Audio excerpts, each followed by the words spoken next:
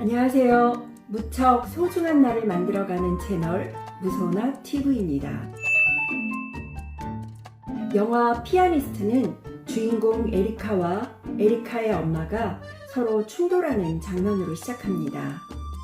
에리카의 엄마는 늦게 귀가했다는 이유로 나이가 40이 훌쩍 넘은 에리카의 가방을 뒤지고 새로 구입한 옷을 빼앗고 늦게까지 어디에 있었는지를 추궁합니다. 서로의 뺨을 때리고 머리채를 잡고 난투극이 벌어지지요.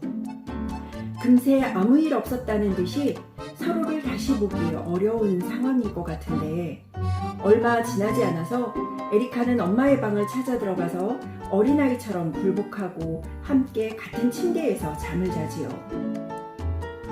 에리카와 엄마 사이에 이렇게 반복된 패턴은 이미 그들의 일상이 되어버렸답니다. 주인공 에리카는 유명한 피아니스트이며 대학 교수입니다. 클래식한 스타일의 트렌치코트를 즐겨 입고 무채색의 정장을 입고 또 화장은 거의 하지 않은 그런 상태로 다닙니다. 학생들 앞에서는 차갑고 경직되고 완벽주의적인 모습을 보여주는데요. 자신의 엄마 앞에서 어린아이 같았던 모습을 생각해보면 아주 대조적인 모습이죠. 겉보기에 냉철하고 이성적인 피아니스트이자 대학 교수인 에리카에겐 말 못할 사정이 있는데요. 바로 그녀가 독특한 성적 취향을 가지고 있다는 것입니다. 어떤 거냐고요? 남자들이 주로 이용하는 포르노를 볼 수 있는 그런 비디오 방에 가서 포르노를 보는 남자들의 정액이 묻어있는 버려진 휴지를 주어서 쿨을 받고 냄새를 맡습니다.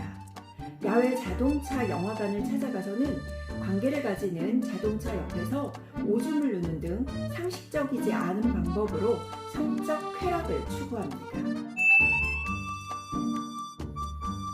영화 초반부의 에리카와 엄마의 치열한 싸움 장면은 두 모녀가 병리적인 애증 관계에 있다는 것만을 보여주는 것은 아닙니다. 바로 에리카의 정신세계에 치명적인 결핍을 가지고 있다는 것을 보여주고 그것이 그녀의 엄마와 관련이 있다는 것을 예측하게 해주는 장면이지요. 아버지는 일찍 정신병원에 입원했었는데요. 엄마는 딸이 피아니스트로 성공하도록 딸을 억압하고 몰아세우고 군림했습니다. 에리카의 엄마는 에리카가 입는 옷, 만나는 사람, 시간관리 같은 에리카가 결정해야 할 많은 것들의 주도권을 빼앗고 자신의 것으로 하였습니다. 에리카를 엄마 자신의 연장선으로 보고 에리카가 자신의 정체성과 성적인 세계를 정상적이고 자율적으로 탐구하고 구축하지 못하도록 했습니다. 엄마의 그런 태도는 극히 자기애성 인격을 가진 엄마의 모습을 보여주고 있습니다. 영화 속 에리카의 모습까지는 아니더라도 자기애적인 성향을 가진 나르시시스트의 엄마들이 자녀들에게 끼치는 영향은 생각보다 굉장히 심각한데요. 그 피해를 평생 안고 고통스럽게 살아가는 경우가 아주 많습니다. 자신이 왜 그러는지 이유조차 모른 채 말입니다. 자기애적 인격을 가진 엄마가 모두 에리카의 엄마처럼 극성스러운 것은 아닙니다. 오히려 방치하거나 방임하는 경우도 있습니다. 나르시시스트, 즉 자기애성 인격의 특징에 대해서는 지난번 영상을 참고하시면 좋을 것 같습니다. 나르시시스트 엄마가 딸과의 관계에서 보이는 앞으로 이야기할 특성을 들으시면 혹시 내가 그런 엄마 아닐까? 내 엄마가 그런 것 같은데 라는 분이 있을 수 있습니다. 그렇다면 지금이야말로 인생을 한번 바꿔볼 계기를 가지게 되면 어떨까요? 첫 번째, 나르시시스트 엄마의 딸은 엄마의 사랑과 관심과 인정을 받기 위해서 끊임없이 노력하지만 엄마를 만족시키는 데 지쳐갑니다. 이렇게 나르시시스트 엄마를 만족시키기 위해서 노력하는 사이에 자신의 욕구 또 자신의 필요에 대해서는 잊어버리게 됩니다. 엄마가 바라는 모습대로 살아가면서 자신의 심리적인 바운더리를 설정하는 데 문제가 생기게 됩니다. 자신의 욕구를 희생하면서 타인의 욕구를 만족시키려고 노력하는 사람이 되는 것이죠. 두 번째, 자기애적인 엄마는 딸의 감정보다는 자기 자신이 다른 사람들한테 어떻게 보여지는가가 더 중요합니다. 딸이 예뻐 보여야, 딸이 공부를 잘해야, 딸이 결혼을 잘해야 자신도 빛이 나고 돋보인다고 생각을 합니다. 나르시시스트 엄마들의 자녀들은 엄마에게 조건화된 사랑을 받았기 때문에 자신의 있는 그대로의 모습을 사랑받지 못했기 때문에 마음속 깊이 결핍을 가지게 됩니다. 진정한 사랑에 목마르게 되는 것이죠. 겉으로 보기에 그런 엄마들은 딸을 걱정하는 것처럼 보이지만 실상 온통 자기 생각뿐이기 때문에, 예를 들면 딸이 학교에서 90점을 받아오면 이렇게 묻는 사람입니다. 너네 반에 90점 몇 명이나 맞았어? 딸이 시험을 망쳐왔을 때는 딸의 속상한 감정을 공감해주기보다는 성적을 올릴 방법에 대해서 이야기를 합니다. 세 번째, 엄마가 딸을 질투합니다. 나르시시스트 엄마는 자신을 빛나게 해줄 딸의 성공을 바라지만 한편으로는 질투한다고 합니다. 딸이 독립적이고 빛나고 자유로운 인생을 살기를 바라지 않습니다. 자신의 곁에서 자신의 욕구와 바람을 만족시켜 주기를 바랍니다. 나르시시스트 엄마는 딸의 아름다움, 성공, 또 멋진 소지품, 교육 정도를 부러워하고 심지어 부녀지간의 사이가 좋은 것을 질투하기도 합니다. 네 번째, 자기애적인 엄마들은 자기가 흥미롭고 안전하다고 그리고 좋다고 생각하는 것을 중심으로 자녀들의 흥미나 활동을 자기 마음대로 제한합니다. 그러니 이런 엄마의 자녀들은 자기가 진짜 원하는 게 무엇인지, 자신의 흥미가 무엇인지, 또 내가 무엇을 좋아하고 무엇을 싫어하는지를 잘 알지 못합니다. 다섯 번째, 가족의 역동이 엄마 중심으로 흘러갑니다. 나르시시스트 엄마들은 자신의 생각이나 느낌에만 몰두해 있어서 자신의 행동이 자녀나 가족들에게 어떤 영향을 미치는지 잘 모릅니다.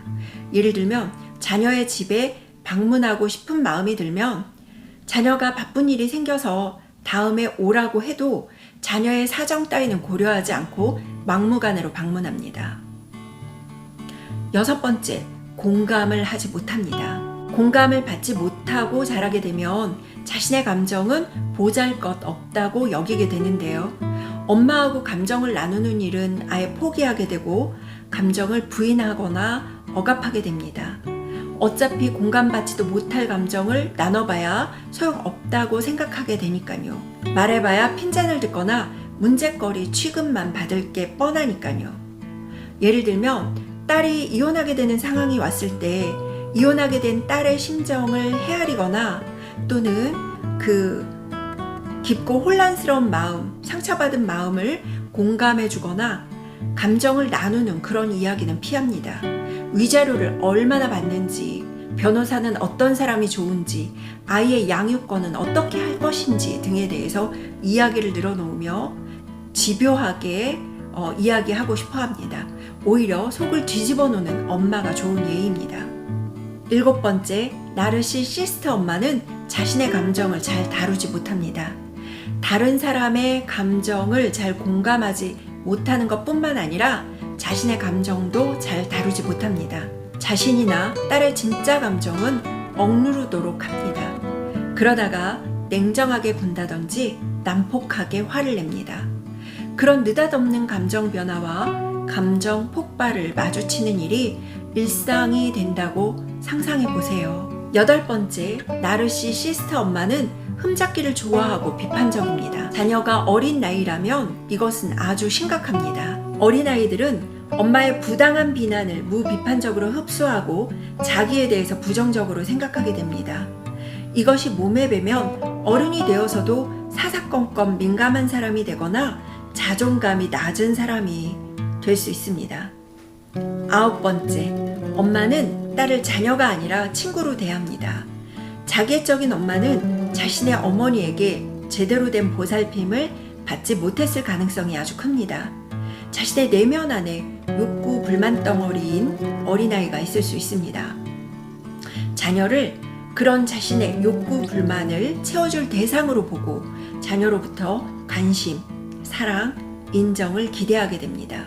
심지어 부부 문제를 자녀한테 이야기하는 엄마도 있습니다. 이럴 경우 자녀는 의지할 수 있는 부모가 없다고 여기게 되고 부모의 문제를 해결하지 못해서 죄책감을 가지기도 합니다. 어린 나이에 어덜트 차일드, 어른아이가 되는 것입니다. 첫 번째, 나르시시스트 가정엔 모녀지간의 경계나 프라이버시가 없습니다. 자녀들은 자라면서 엄마하고 심리적인 경계선을 만들어야 하고 엄마는 자녀가 건강한 경계선을 만들 수 있도록 사려 깊어야 합니다. 그러나 나르시시스트 엄마들은 자아가 불안정하기 때문에 자녀들이 심리적 경계선을 만들어가는 것을 불안하게 여기고 허용하지 않습니다.